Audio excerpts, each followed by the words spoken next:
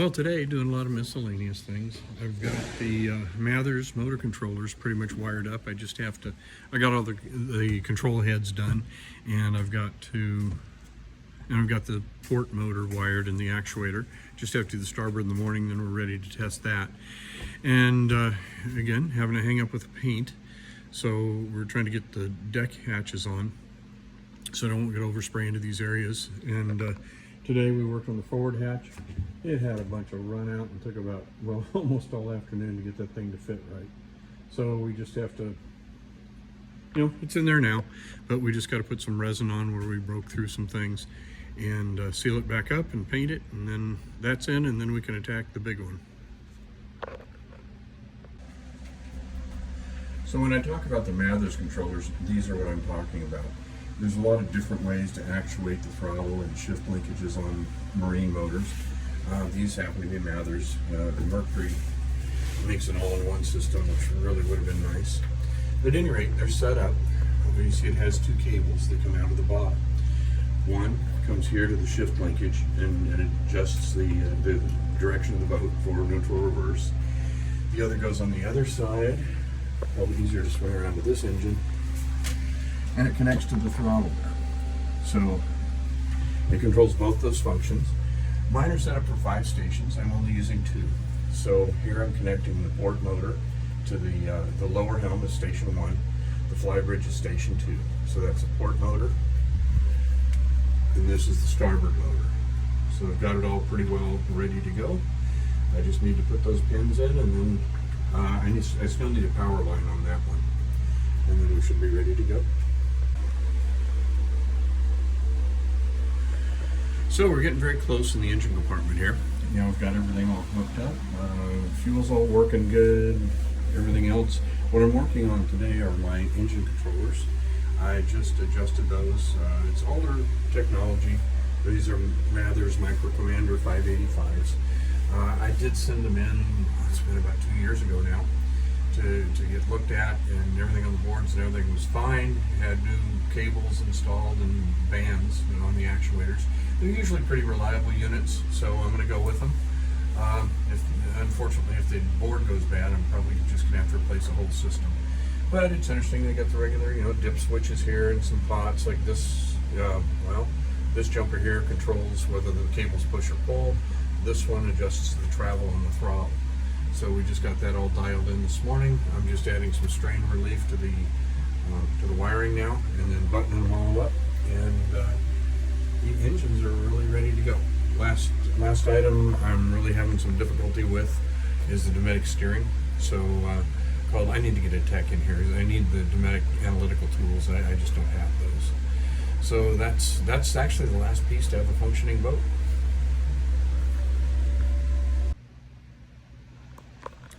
Well, I've been doing a lot of things today.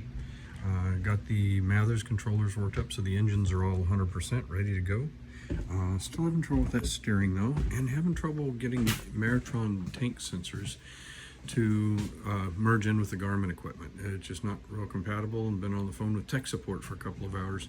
Still not got that going. But I'm going to try a first in the boat. Oh, what's this? I can actually have a cold drink. Why? Because I can.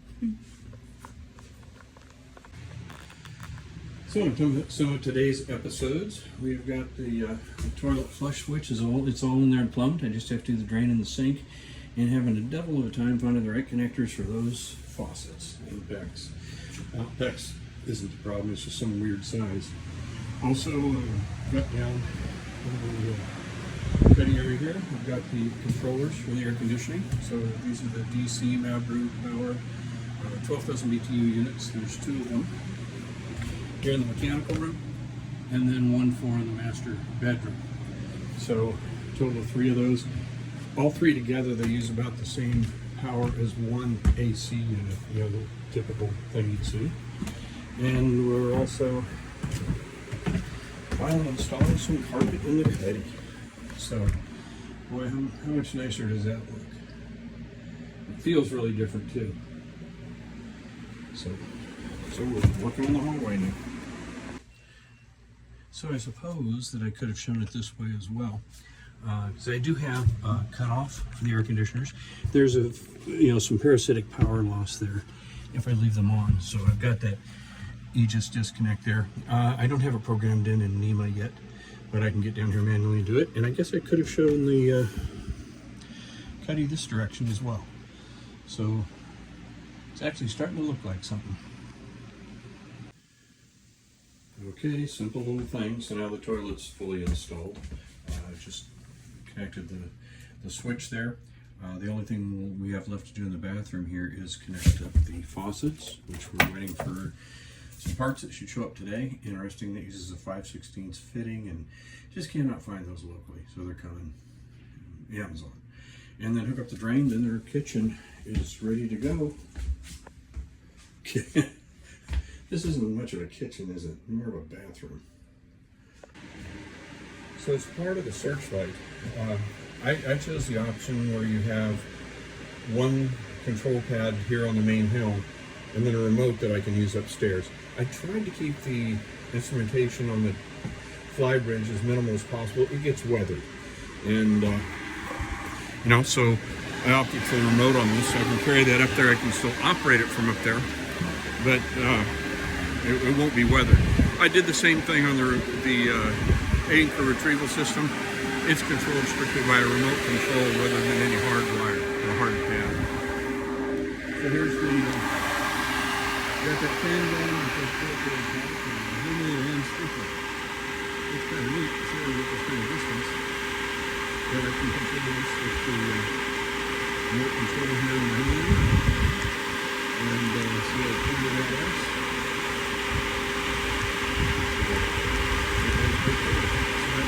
And then when we turn it on, it automatically goes to hand position. So there we go, another tool open.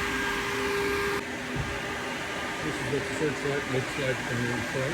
I put that plate in there and obviously this Searchlight. Okay, so we inch closer and closer. I've been populating the flybridge. All of the instrumentation's in place now. I've been cleaning up under here. This morning, I installed the Searchlight, so trying to plan out here how to route cords so that when we transport it, the flybridge has to come off. I want to make it as easy as possible to reconnect. So here's got all the wiring cleaned up here. Fuse block down here, the Garmin network, the NEMA network, and that's where all the wires come from downstairs. So obviously we'll clean up to do with this stuff. But the flybridge itself is set up. And then I did cut a hole in the front shear so that I can get in here and remove or work on the Searchlight if I need to. If later I decide to put in a hailing horn or something, it can go right in the front of this piece. Got my finger up there, right in the front. So again, that's pretty easy to access. So we have to refigure the bracketry a little bit, but there are the first two solar panels installed. So that's what the top of the boat's going to end up looking like. Of course, there'll be two panels on the other side. This is the rear section, so there's two more sections in front of it. Well, it's another exciting day. Working on the party top here and trying to figure out how to lay out the solar panels. So what I did originally when we created the frames was set them up to have 4 panels on each, well, I have a total of 10 panels. So I'm going to run 2 strings of 5. So that'll be 1 kilowatt for the port side of the boat, 1 kilowatt for the starboard side of the boat. And the way they're worked out is you got these mounting brackets underneath here. You got them reversed. So I put supporting structures so that if it's on this back rail here, added a secondary up here. It's not part of the structure, but it's to mount the solar panels. So what'll end up happening, one fits here, like that. One will go on the front end of this section and come back to about here, so it'll leave a gap in between there. Do the reverse on the other side there, and then on the total length of the party top, there'll be a gap in the middle where you can get to it. Problem is, you gotta walk on the supports here, and that's going to be covered up by pretty much by the panels. So that's going to be a little tricky if I have to get up there and actually do anything. but we're getting this figured out. Okay, so another day. Today did a lot of miscellaneous stuff. I had my midship sump pump was wrong. The float switch was failed closed, which means the pump's running all the time. So I had to, unfortunately, with the delay in this program, the warranty's gone, so I had to buy a new float switch. That's on the way. And today I'm up on the fly bridge, firmly installing the instrumentation up here. So those are firmly mounted. I came up here because supposedly the guy doing the paint is going to come in. He does not communicate to save his life. But I want to make sure I got that masked off if he's going to be up here sanding. I don't think he's going to paint tonight, but he's going to, the front shears up in the front there, and he's going to be sanding on that. The other thing, we got the fly bridge, or the whale tail, at least positioned, and it's secured in the back there. Unfortunately, again, with the paint, it's going to be painted in place there. So you see the bodywork's been done on it. It's been prepped for paint, but we're going to have to mask off the whole back of the boat. And I got the engine compartment not accessible now because, well, this isn't there, isn't it? So that's what's going on. And then also we got a good start on the party top. So that's we'll be working that in the morning as well. Well, I was thinking about an action shot, but there's not a lot of action going on. Just actually doing the final install on the fly bridge up here. I'm going to wire everything up. So it's just putting the, formally mounting the Garmin units. And, well, trying to get her in the water. I do say it is a sad day today. Unfortunately, I keep one in reserve for just such an emergency. Well, there we go. Another nice morning. It's a couple minutes before 7, about 7 o'clock. And it's about, I don't know, high 70s and raining like this.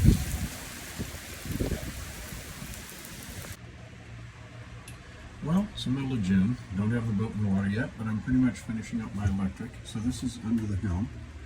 And, I've got most of the bilge pumps, the forward ones and whatnot, and sumps all powered from this. It's an unswitched fuse block. And then all my SmartCraft Mercury interface, Garmin boat switch. These are all of the items, mostly lighting and pumps and blowers and horns, those kind of things in the boat. And of course all the NEMA 2000 setup. So that's about how the underhelm, oh, I forgot all the SmartCraft stuff up there, and Garmin network, and my throttle controls. So that's how we're set up. And today, we'll see if the engine fits. We're cleaning up the edges on the engine cover. A little bit of oil, so we're cleaning them up. And then we'll reseal it. Won't be enough room for clearance, but we'll put some resin on there. And then put some alcohol over it. And it should look nice and straight. Well, we're mid-June. And here in Bedford, Indiana, it's about, well, high 80s to low 90s all week and rain. So humidity's something. And flying solo today, but first task of the day, got the front hatch in, so it's in and works. Last night we had to clean up all the edges, make these things fit. After putting the reflex around the edges, it got pretty thick, so we repaired that and the engine cover, so I can get the decks finally sealed up and hopefully get the guys painting the front shear and the whale tail. But I've been doing some work on the whale tail. Had some areas where you start sanding on it, it blisters out a little bit, and figuring out getting the finishing pieces for the uprights there. And with this, we cleaned up the edge on the deck, the engine cover last night, and painted the Aqualon. I just put the handles back in, but I need to get another set of hands to lift this up onto the boat. So it's definitely a two-man job. But that's So now I've got most of the, a lot of the wiring done.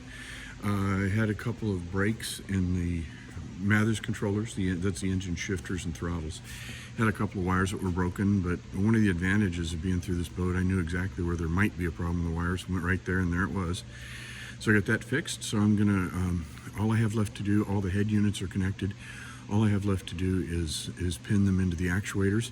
So I'm gonna do that this morning, and then it should be ready for a test. Although I need to run the engines again to get the adjustments done. So we'll see if that happens the next day or two.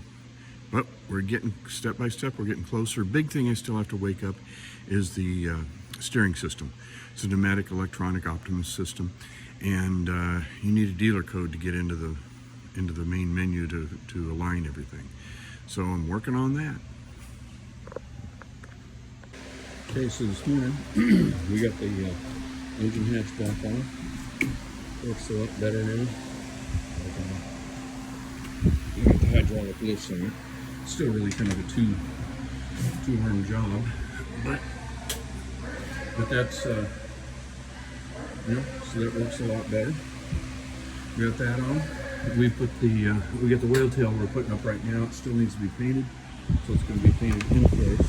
But we've got it just set up there on the crane right now, and I like this though. Almost feels like they could pull out a lawn chair. Yeah, it actually looks like a boat.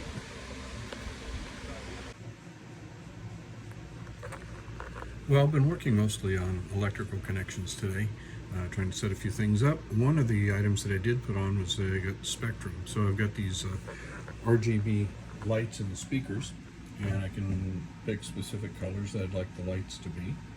And for example, if I'm running at night, I want just red lighting in the cabin, and this is what I get. So I shouldn't be blinded. And of course, if you just want to hang out, let's see, I think I go back here, and they got different effects. So I can pick, say Galaxy, and it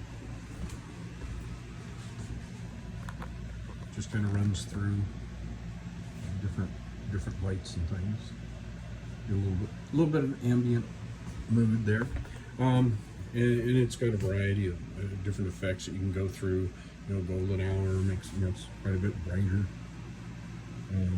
So, at any rate, that ought to be interesting for just some mood lighting.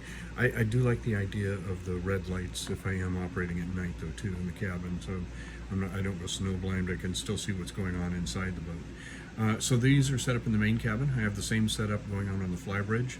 So when we put that party top back up, I can control that.